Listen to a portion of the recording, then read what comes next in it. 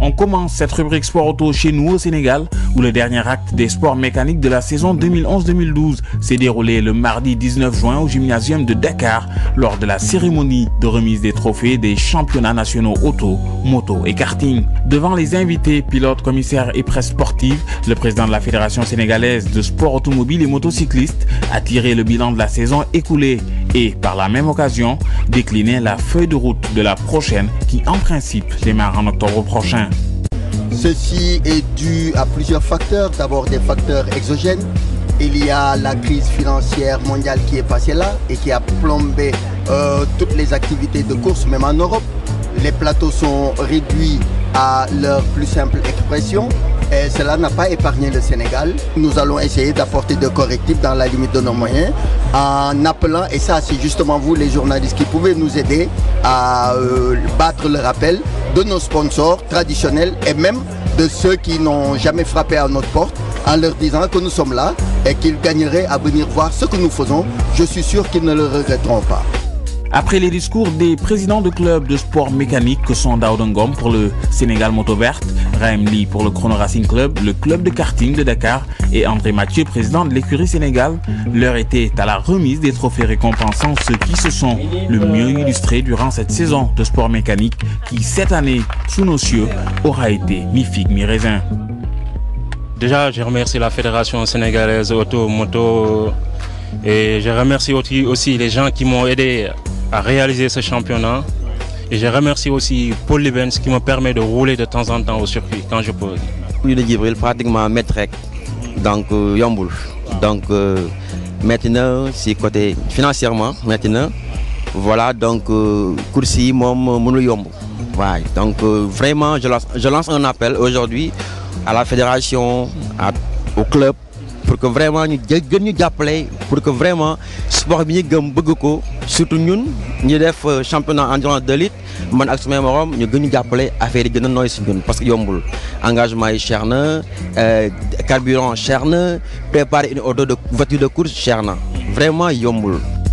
Rappelons qu'en karting, c'est Djegan Ngom qui remporte le championnat, tandis qu'en championnat d'endurance auto, nos invités Naji Kabaz et Kamil Rahal ont été les grands champions de cette saison. Rendez-vous est pris pour octobre prochain donc, avec, on l'espère, plus de courses et surtout plus de participants au sport mécanique au Sénégal.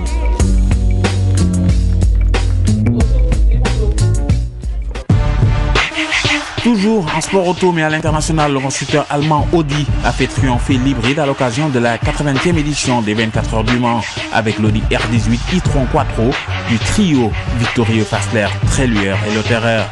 La numéro 2 des dinosaures Magnish, Capello et Christensen termine deuxième devant l'autre Audi R18 à moteur diesel du trio Rockefeller, Jarvis et Bonanomi. Toyota de son côté ne sera pas parvenu à rallier l'arrivée. La numéro 8 a été détruite après ce spectaculaire accident avec une Ferrari. Heureusement, le pilote Anthony Davidson s'en sort avec plus de peur que de mal. La numéro 7 a quant à elle abandonné peu avant 2 h du matin sur casse moteur. Dommage. Enfin, déconvenu aussi pour l'étonnante Delta Wing. Le proto harponné après 6 heures de course par la numéro 7 a fini en plein dans le mur. En catégorie LMP2, la Star Wars remporte la mise devant 2 Oreca Nissan, la numéro 46 et la 49. La Ferrari AF Corse numéro 51 se classe première des LM GTE Pro avec un premier succès au Mans pour Giancarlo. Enfin, la Corvette numéro 50 prend quant à elle la tête de la catégorie LM GTE Amateur. Le public est venu en nombre assister à cette 80e édition avec au total 240 000 spectateurs. C'est 10 000 spectateurs de moins qu'en 2011. De son côté, la Web TV du Mans totalise plus de 3 184 pages vues.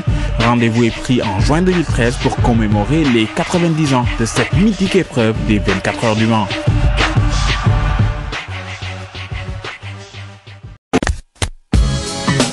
On débute cette actu autour de la quinzaine avec le constructeur Saab, dont un consortium suédo-chinois vient de racheter l'intégralité des actifs avec une nouvelle direction tournée vers les véhicules à énergie alternative.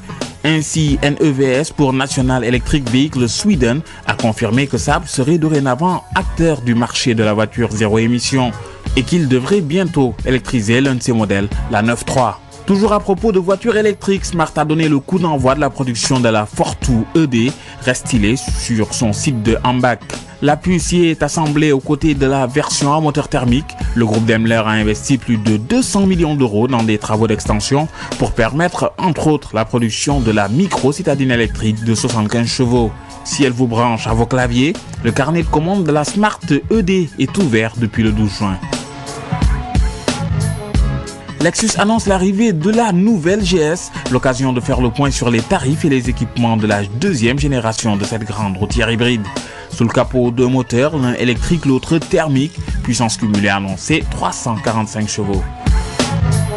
Les voyages dans ce vaisseau se font au gré de 3 finitions. Fidèle à son standing, Lexus, la marque premium de Toyota, fait ici le plein d'équipements avec sellerie cuir, détecteur d'angle mort, caméra de recul et système audio 17 haut-parleurs. Tarif 66 900 €.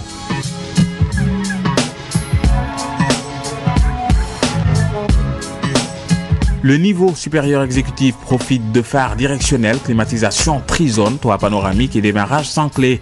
Ticket d'entrée 76 700 €. Enfin, pour les amateurs de berline au tempérament plus trempé, optez pour cette bestiale finition F-Sport, facturée 1 000 € de plus.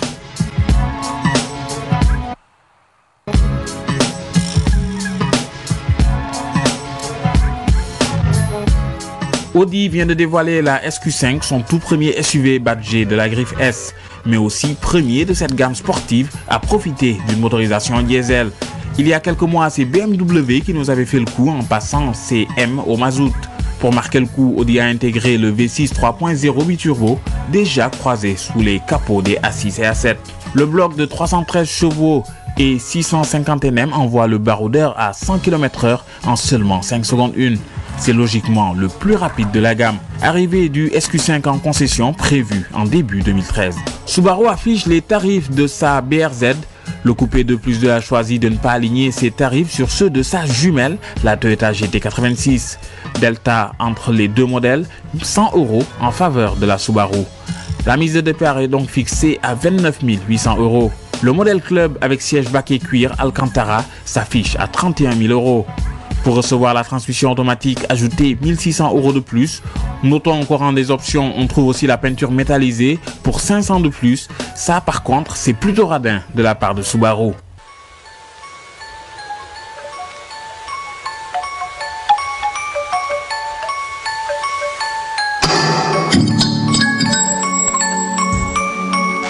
Enfin, la grande surprise automobile de cette quinzaine nous vient tout droit de chez Aston Martin qui relance la Vanquish. Présentée sous les traits du concept AM310, la remplaçante de la DB9 est enfin dévoilée ici sous ses traits définitifs. La marque british a choisi l'évolution et non la révolution. Outre les questions d'ordre purement financier, c'est tout simplement que les lignes des actuels Aston Martin sont déjà fort bien nées, autant à l'extérieur qu'à l'intérieur. Jugez-en vous-même.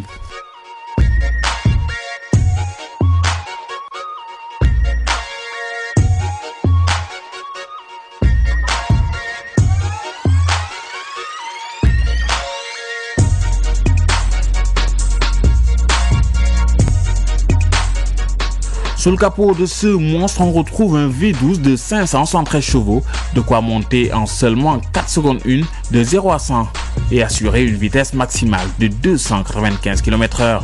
La Vanquish possède donc d'agréables airs de déjà-vu, bien dans l'esprit des modèles précédents. Notons que l'esthétique de cette superbe Aston Martin Vanquish est l'œuvre du célèbre designer indien Mark Gresham, qui a également griffé la 177, participé au développement de la Rolls-Royce Phantom, ainsi que de la génération actuelle de Range Rover. Cette nouvelle Aston Martin sera à coup sûr l'une des stars incontestées du futur mondial de l'automobile de Paris en septembre prochain. Passons à présent chez le voisin Bentley avec la Continental GT Speed. Ici, le légendaire bloc W12 6.0 biturbo a été optimisé. Il passe de 575 à 625 chevaux sur cette déclinaison super sportive. Le couple de 800 Nm délivré à 6000 tours minute est transmis aux 4 roues via une boîte automatique nouvelle génération à 8 rapports courts, avec un 0 à 100 atteint en 4 secondes 2 et une vitesse maxi de 329 km/h. La dernière née de la firme de Crève s'adjuge tout simplement le titre de modèle le plus rapide de l'histoire de la marque. Une distinction que devrait ensuite lui ravir la Supersport. Allez, on se quitte sur une exposition de sportive avec Lamborghini qui a investi le centre de Londres. Le constructeur italien a exposé fin juin dernier des modèles emblématiques qui ont marqué son histoire. Gloire du passé à l'image des 350 GT, Miura, Countach ou des modèles plus actuels comme la Gallardo et l'Aventador. Bref, que de très beaux bolides.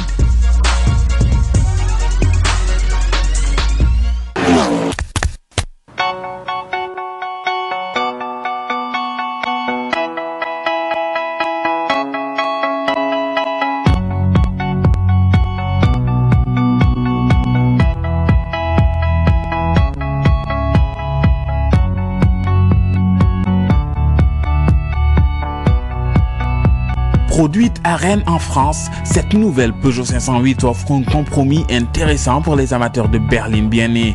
Tout d'abord par son gabarit 4,79 m à la croisée des deux modèles que sont la 407 et 607 qu'elle remplace. Ce choix stratégique devrait permettre à Peugeot de fidéliser sa clientèle sans se priver de séduire les connaisseurs de belles et bonnes voitures, comme nos deux pilotes invités qui d'entrée de jeu, en se relayant au volant de cette nouvelle grande berline, ont totalement été séduits. Et à vrai dire, il y a vraiment de quoi flancher pour cette nouveauté automobile, car en plus d'être belle, la 508 est réactive, stable et maniable à souhait, le tout dans un confort royal. L'auto bénéficie aussi de liaisons au sol d'une efficacité redoutable. Le châssis est agile et les suspensions parfaitement calibrées. Sans bouleverser pour autant le look félin si cher à Peugeot, la nouvelle routière du Lion innove avec une montée en gamme perceptible et affiche quelques nouveautés stylistiques qui annoncent un futur très prometteur pour la marque. Futur, ma foi, déjà très présent sur cette nouvelle et très statutaire Peugeot 508.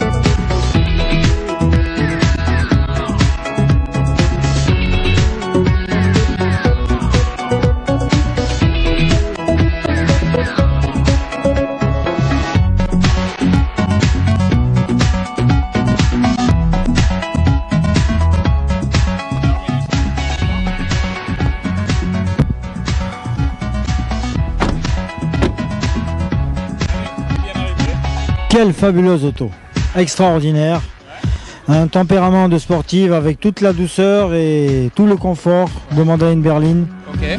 Vraiment une auto d'avant-garde extraordinaire et très douce à conduire. Et aussi très puissante. J'ai été agréablement surpris, franchement. Ton impression par rapport à cette voiture? Moi c'est pareil, je trouve que c'est une voiture qui est très polyvalente, elle est familiale, elle est une voiture d'homme d'affaires, c'est une voiture très agréable à conduire, très souple et plein de nouvelles technologies, donc bravo Peugeot. Qualité de fabrication. Elle vous irait bien dans la vie de tous les jours cette voiture? Moi je me vois bien dedans, c'est un bon gabarit, c'est une voiture qui a tout pour la famille, pour le travail, pour le Sénégal. C'est une très belle voiture. D'accord. Bravo Peugeot. Ben écoutez, merci. Merci infiniment, Naji, merci.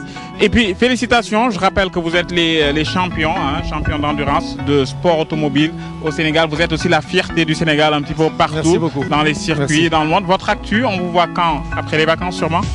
Eh bien là en ce moment on prépare avec Camille là, en septembre 2 courses à l'étranger. Et à la rentrée donc c'est fin octobre, début novembre, nous avons le début du championnat. D'accord. Et on se prépare pour ça physiquement et Et entre nous, on est ensemble. Voilà. Mais on vous souhaite d'excellentes vacances déjà, bien méritées. Merci. Et une très très bonne continuation et puis continuer à nous donner toujours autant de spectacles. Merci à TFM, merci beaucoup. Merci au Terroubi qui nous accueille aussi dans ce magnifique cadre. La vedette, c'était elle, la nouvelle Peugeot 508. Venez la découvrir, elle vous attend chez CFAO Motor Sénégal. C'est vraiment une superbe voiture. On se donne rendez-vous très très prochainement, toujours avec d'autres invités et toujours avec de sublimes bagnoles. À très très bientôt sur la TFM.